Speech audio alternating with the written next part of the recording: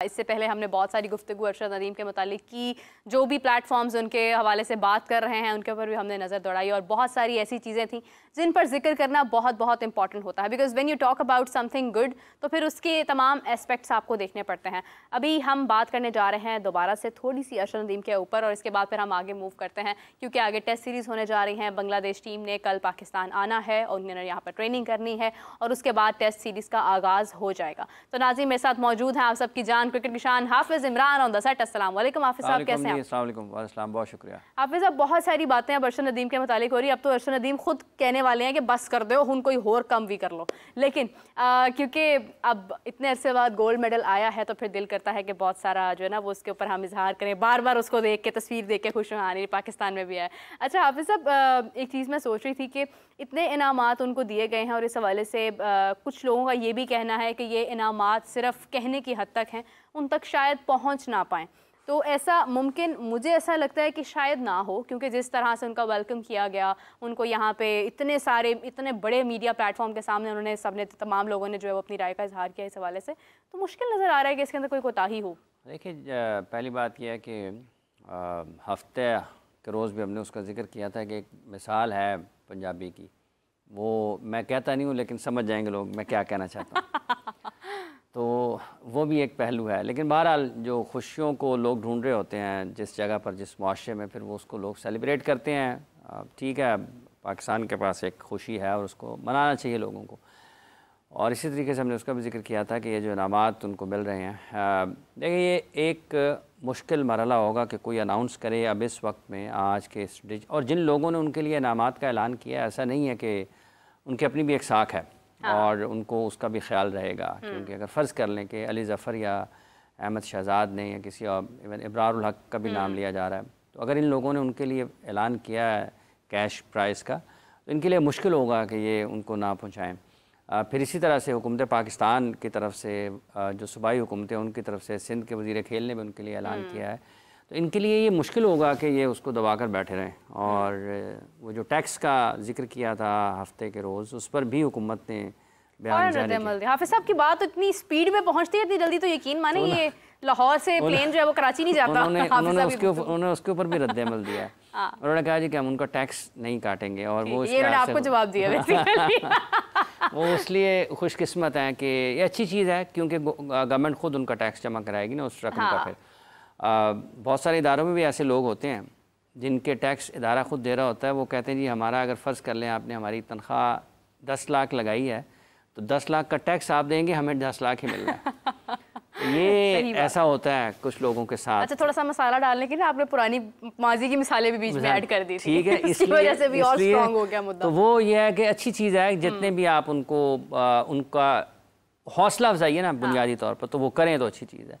लेकिन ये सफ़र जो है ये आगे बढ़ना चाहिए, क्योंकि 2026 में भी ओलंपिक्स होने, ओलंपिक मुकाबले होंगे और इस दौरान आपके एशियन गेम्स भी होंगी, इसी दौरान आपके कॉमनवेल्थ गेम्स भी होंगी, इसी दौरान आपकी वर्ल्ड चैम्पियनशिप जो है मुख्तलिफ़ खेलों की, उनका भी इनेकाद होना है। शिज़ा फ़ातिमा साहिबा और लोग जो पहुँचे थे यहाँ पर एयरपोर्ट पर उनको लेने के लिए अरशद नदीम साहब को, अच्छी चीज़ है कि एक बड़ी तादाद में वज़रा का एक गुलदस्ता वहाँ पर मौजूद था, अकेला कोई एक वज़ीर नहीं था। सूबे ने भी उनको रिसीव किया और जो फेडरल, जो वफाकी क़यादत है मुल्क की, उसने भी उनको खुशामदीद कहने के लिए एयरपोर्ट पर मौजूद थे। तो ये एक अच्छी चीज़ थी। तो वहाँ पर शिज़ा साहिबा ने जो बात किया वो सबसे ज़्यादा अहम है कि हम बड़ा दस्ता भेजने की कोशिश करेंगे 2026 के ओलंपिक्स में। ये कहने से होना नहीं है। अगर उन्होंने कह दिया, इसका ये मतलब नहीं है कि वो आपको टिकट मिल जाना है, आपने टिकट कराया किसी ट्रैवल एजेंट से और आप वहाँ पर चले जाएंगे। उसका एक प्रोसेस है उसका। आपको उन चीज़ों को देखना है कि हम कैसे अपनी जो नुमाइंदगी है वो बढ़ा सकते हैं। सबसे पहले तो आपको ये देखना चाहिए कि क्या हॉकी पाकिस्तान की अगले ओलंपिक मुकाबलों में शरीक हो सकती है। आपने उसको उस काबिल बनाना है। फिर बाकी तमाम खेलें, जो दीगर खेलें हैं जिसमें आप ये समझते हैं कि पोटेंशियल है कि हम क्वालिफाई कर सकते हैं, उसके ऊपर काम करें। फिर आप मरहलावार और खेलों की तरफ जाएँ कि ये खेलें हमें पाकिस्तान में ऐसा टैलेंट मौजूद है जो आपको ओलंपिक मुकाबलों में आगे लेकर जा सकता है। इसके ऊपर काम करने की ज़रूरत है। जितने वज़रा का इस वक्त जितना ज़ोर और जितनी शिद्दत के साथ उनको अरशद नदीम की मोहब्बत उन पर गालिब है, वो पाकिस्तान का हर बच्चा जो है वो उसी एज़ाज़ का, उसी तवज्जो का मुस्तहिक है कि आप कल कलां को जब आपका कोई खिलाड़ी मेडल जीते तो उसको ये ना कहना पड़े कि जी मुझे किसी ने ताउन नहीं किया या मुझे ये सहूलियात से मैं महरूम था। तो ये सिस्टम बनाएं, उसको आगे लेकर चलें और अरशद नदीम को याद रखें इस लिहाज से कि उन्होंने पाकिस्तान के लिए गोल्ड मेडल जीता है, एक गोल्ड मेडल जीता है 40 साल के बाद, और पाकिस्तान की तरफ से इनफरादी खेलों में पहला गोल्ड मेडल जीता है।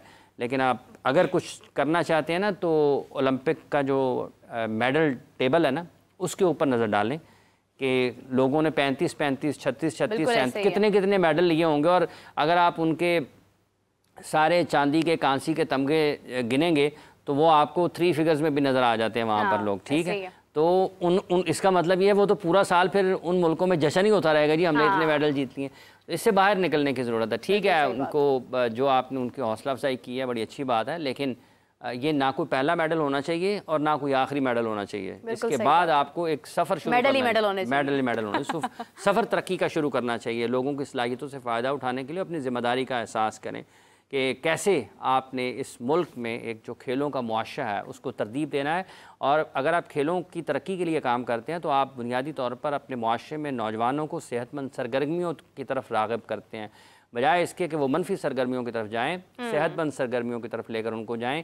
तालीमी इदारों में इस्लाहात करें खेल के हवाले से। आपको आपके खेल के आपके जो तालीमी इदारे हैं वो खेलों के बासलाहियत नौजवानों से भरे पड़े हों। वहाँ पर खेल के मैदान में नौजवान एक दूसरे के मद्दे मुकाबिल हों, तालीम के मैदान में एक दूसरे के मद्दे मुकाबिल हों, और सबका मतमा नज़र, सबका मकसद, जोश और जज्बा एक ही हो कि हर सतह पर हमने अपने मुल्क का नाम रोशन करना है, अपने ख़ानदान का नाम रोशन करना है, अपने वालिदैन का सर फ़ख्र से बुलंद करना है, अपने अहले खाना का, अपने मोहल्ले वालों का, अपने इलाके वालों का, अपने शहर का, अपने सूबे का नाम रोशन करना है। ये जब आप जज्बा लोगों में पैदा करेंगे, जब आप उनके सामने ये सहूलियात रख देंगे तो फिर उसके बाद आप उसकी मॉनिटरिंग करें, एहतसाब का अमल करें, मेरिट को इंश्योर करें कि हर जगह पर वो लोग होंगे जो काबिल हैं, जो अहल हैं। सिस्टम का ये काम नहीं होता कि एक बासलाहियत बंदे को पकड़ लिया और उसके ऊपर भंगड़े डालना शुरू कर दिए। सिस्टम का मतलब ये होता है कि वो कम सलाहियतों के हामिल अफराद को भी मुआशरे में बेहतर अंदाज में ज़िंदगी गुजारने के मौके फ़राहम करता है। 5 उंगलियाँ एक जैसी नहीं होती हैं, 5 दिमाग भी एक जैसे नहीं होते हैं, 5 जिस्म भी एक जैसे नहीं होते हैं। हर जिस्म में मुख्तलिफ किस्म की सलाहियत है, हर जिस्म एक ही जैसी ताकत नहीं रखता है, मुख्तलिफ मसाइल होते हैं, मुख्तलिफ मसाइल होते हैं। तो आप सिस्टम का यही काम होता है कि वो लोगों को इस काबिल बनाता है कि वो ऊपर आएँ और अपनी मैक्सिमम जो पोटेंशियल है उसके ऊपर लेकर जाएँ। तो ये अगर इसके ऊपर करेंगे, दुनिया में ऐसी तरक्की होती है। ये ऐसी बातें नहीं है कि कोई पहली दफ़ा सुन रहा है या कोई पहली दफ़ा कर रहा है। ये आप समझते हैं, बूझते हैं, देखते हैं, पढ़ते हैं, लिखते हैं, आप तजुर्बा हासिल करते हैं, आप लोगों को तरक्की करते हुए देखते हैं। जिन्होंने तरक्की की है किसी वजह से की है ना, और जो नीचे हैं वो किसी वजह से भी नीचे हैं। मतलब ये हाल नहीं होना चाहिए। मैं एक मुल्क गया, वहाँ पर एक इमिग्रेशन में, अब वो मैं उनका नाम इसलिए नहीं लेता कि दोबारा जाऊँ तो कोई पकड़ ही ना ले। इमिग्रेशन में 3 कुर्सियाँ यूँ पड़ी हुई हैं और पासपोर्ट एक के हवाले किया मैंने, उसने पासपोर्ट साथ वाली कुर्सी वाले को दे दिया। अब उसने क्या, पहले वाले ने जो काम किया वो ये कि उसने वो पासपोर्ट दूसरे के हवाले किया। अच्छा। दूसरे ने ये काम किया कि उसने वो पासपोर्ट नहीं, उसने पासपोर्ट तीसरी जगह पर जो तीसरी कुर्सी लगी हुई थी उसके हवाले किया। अब तीसरे वाले ने उसको देखा, टक स्टैम्प की और मुझे वापस कर दिया, लो जा। अब जो पहले 2 बैठे हुए थे उनका सिर्फ यही काम था कि पहले को पासपोर्ट मैं पकड़ाऊंगा, वो दूसरे बंदे को पकड़ाएगा, दूसरा जो है ना तीसरे के हवाले करेगा और तीसरा उसके ऊपर स्टैम्प मोहर लगाएगा और आगे। तो इस किस्म का जब आप काम करेंगे तो तरक्की नहीं होगी।